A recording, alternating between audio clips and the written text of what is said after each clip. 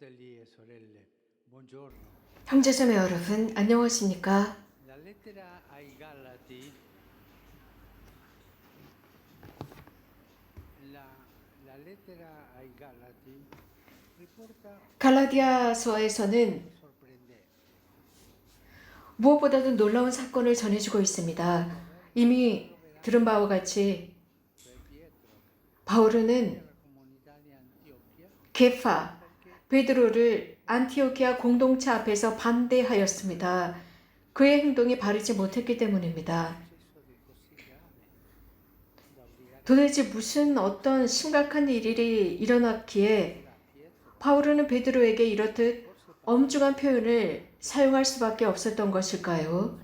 혹시 바오르가 carattere senza sapersi. 자신의 성격을 억제하지 못하고 Vedremo che non è così. 지나치게 과장되었던 것은 아닐까요? Il rapporto tra la 사실 그렇지 않다는 것을 la libertà. 우리는 이 말씀을 읽어가면서 보게 될 것이지만 여기에서는 다시 한번 율법과 자유라는 관계가 등장한다는 것입니다. 우리는 이 주제로 여러 번 돌아가야 할 것입니다. 갈라디아인들에게 편지를 쓰면서 바울은 몇 년 전 안티오키아에서 일어났던 일에 대해서 의도적으로 언급을 합니다. 그곳 공동체 그리스도인들에게 절대적으로 할례를 받아야 한다고 주장하는 사람들의 설교에 귀 기울이지 말라는 것, 그래서 모든 규율을 지키라는 율법 아래 지배당하지 말라는 것을 기억시키고자 하는 것입니다. 그곳에 도착한 근본주의 설교자들은 혼란을 야기시켰고 결국 공동체의 평화를 깨뜨렸다는 사실을 우리는 기억하고 있습니다. 베드로를 반대한 목적은 식사에 참여한 그의 행동에 관한 것이었습니다. 율법은 한 유대인으로 하여금 이민족과의 식사를 금하고 있습니다. 그런데 이와 관해서 베드로 자신도 다른 부분에서 율법에 어긋난다는 것을 알면서도 카이사리의 백인대장인 꼬르넬료의 집을 방문하였습니다. 이렇게 말하고 있습니다. 하느님께서는 나에게 사람을 속되다거나 더럽다고 하면 안 된다는 것을 보여주셨다라고 정의합니다. 예루살렘으로 돌아왔을 때 할례를 받은 신자들, 모세 율법에 충실한 그들이 그의 행동을 비판하자 그는 이렇게 말하면서 자신의 주장을 정당화합니다. 즉 그때 나는 요한은 물로 세례를 주었지만 너희는 성령으로 세례를 받을 것이다 하신 주님의 말씀이 생각났습니다.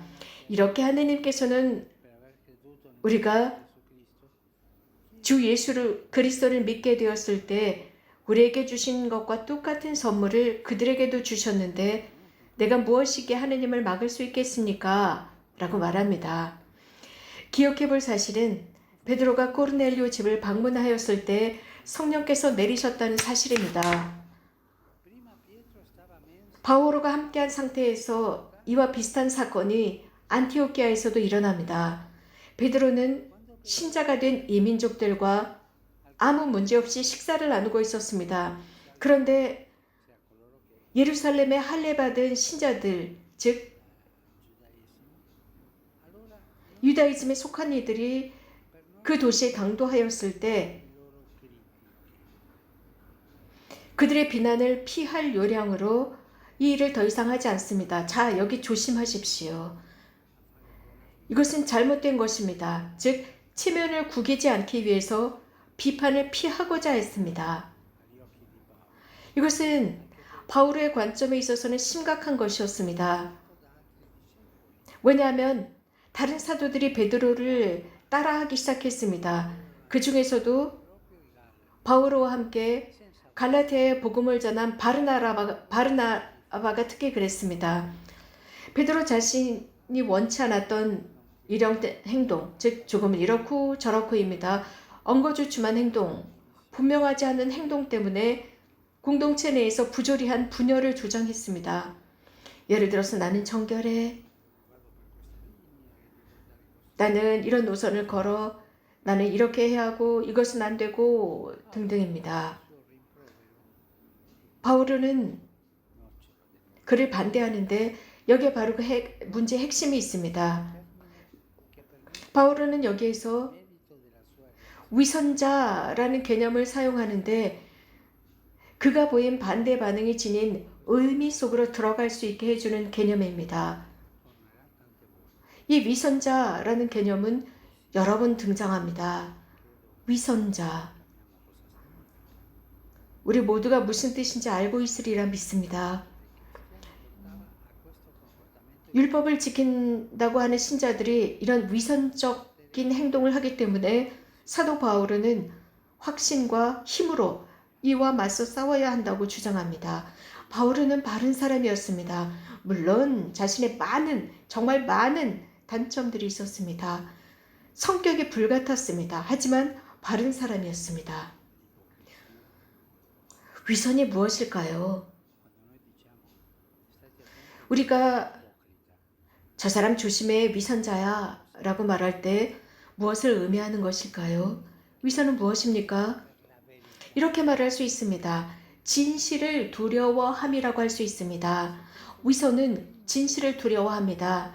그래서 자신의 모습을 그대로 드러내 보이기보다는 가장하는 것을 선호합니다. 그래서 영혼을 화장하는 것과 같습니다. 행동에 화장을 시키는 것과 같고 진행하는 방법에 화장을 시킵니다. 정직하지 못합니다. 내 모습대로 진행하는 것이 두려워서 이런저런 행동들로 화장을 한다입니다. 가장하는 것은 공개적으로 용감한 발언을 못하게 합니다. 그래서 언제 어디서나 무슨 일이 있어도 발언할 의무를 쉽게 피해가게 만듭니다. 그래서 반 정도의 진실 속에 살게 만듭니다. 반 진실, 이것은 위선입니다. 진실이면 진실이어야 합니다. 진실이 아니면 아니어야 합니다. 이런 형태의 행동은 참 행동이 아닙니다.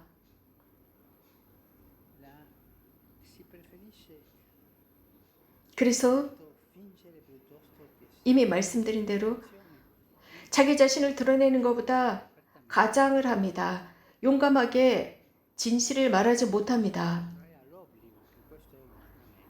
그래서 늘 우리는 어디에서나 진실하게 말할 줄 알아야 합니다. 어떤 상황에서든 진실하게 말해야 합니다. 그래서 형식주의라는 기체 아래 생활한 인간관계 속에서 위선의 바이러스는 참 쉽게 확산됩니다. 마음에서 우러나지 않는 이런 미소, 마음에서 나오지 않는 미소입니다. 그리고 모든 사람과 다 잘 지내려고 노력합니다. 하지만 아무와도 함께 지내려 하지 않는 모습 등입니다. 성서에는 위선과 맞서 싸울 수 있는 다양한 예들을 찾을 수 있습니다. 위선을 맞서 싸울 수 있는 좋은 예가 바로 늙은 엘아자르입니다. 자신의 생명을 구하기 위해서 이민족들의 신에게 바쳤던 고기를 먹는 척 가장하라는 요구입니다. 먹는 척만 하지 먹지 말라는 것입니다. 혹은 돼지고기를 먹는 척 했을 때 친구들이 다른 고기를 준비한다는 것입니다. 그러나 그 구순이 된 그는 하느님을 경외하는 사람으로서 이렇게 말합니다. 우리 나이에는 그런 가장된 행동이 합당하지 않다. 많은 젊은이가 90살이나 된 엘라자르가 이민족들의 종교로 넘어갔다고 생각할 것이다. 또한 조금이라도 더 살아보려고 내가 취한 가장된 행동을 보고 그들은 나 때문에 잘못된 길로 빠지고 이 늙은이에게는 오욕과 치욕만 남을 것이다 라고 했습니다. 정직함은 위선의 길로 들어서지 않습니다. 위선을 멀리하기 위한 좋은 성경 구절입니다. 복음에서도 예수님께서 다양한 상황 속에서 겉만 의로운 척하지만 속은 위선과 더러움으로 가득 찼던 이들에 대해 강력하게 비난하시는 모습을 볼 수 있습니다. 여러분들이 오늘 시간이 좀 있으시다면 성 마테오복음 23장에서 vedete quante volte Gesù dice ipocriti, ipocriti. 몇 번이나 위선자들이라고 하는 말씀을 읽을 수 있을 것입니다. 이 말씀을 읽으면서 위선자가 무엇인지 알게 될 것입니다. 위선자는 가장하는 사람입니다. 사람을 꼬이고 아첨과 속임수로 얼굴에 가면을 쓰고 삽니다. 그래서 진실을 마주할 용기가 없는 사람입니다. 그렇기 때문에 진심으로 사랑하지 못합니다. 위선자는 사랑할 줄 모릅니다. 그래서 이기심 속에 사는 것으로 만족하고 자신의 마음의 투명성 여부를 공개할 힘이 없는 사람입니다. 위선을 증명할 많은 상황들이 존재합니다. 때때로 직장에서 친구들 앞에서 자신을 숨기고 경쟁을 통해서 친구들과 동료들의 등 뒤에서 타격을 하면서 자신을 드러냅니다. 정치계에서도 공적이며 사적인 생활이 이중적 위선자들을 어렵지 않게 찾을 수 있습니다. 특히 혐오스러운 것은 교회 안에 있는 위선입니다. 불행하게도 교회 안에 위선이 존재합니다. 많은 그리스도인과 많은 직무자들이 위선자들입니다. 주님의 말씀을 절대 잊지 맙시다. 너희는 말할 때 예할 것은 예하고 아니오 할 것은 아니오라고만 하여라. 그 이상의 것은 악에서 나온 것이다 라고 하셨습니다. 형제자매 여러분, 오늘 바오로 사도가 단죄하고 예수님께서 단죄하신 위선에 대해 생각해 봅시다. 진술한 사람임에 두려워하지 맙시다. 진실을 말하고 진실을 느끼고 진실에 순응합시다. 그럴 때 비로소 우리는 사랑할 수 있을 것입니다. 위선자는 사랑할 줄 모릅니다. 진실과 다르게 행동한다는 것은 주님께서 교회의 일치를 위해 기도하신 것과 정면 반대되는 것입니다. 고맙습니다.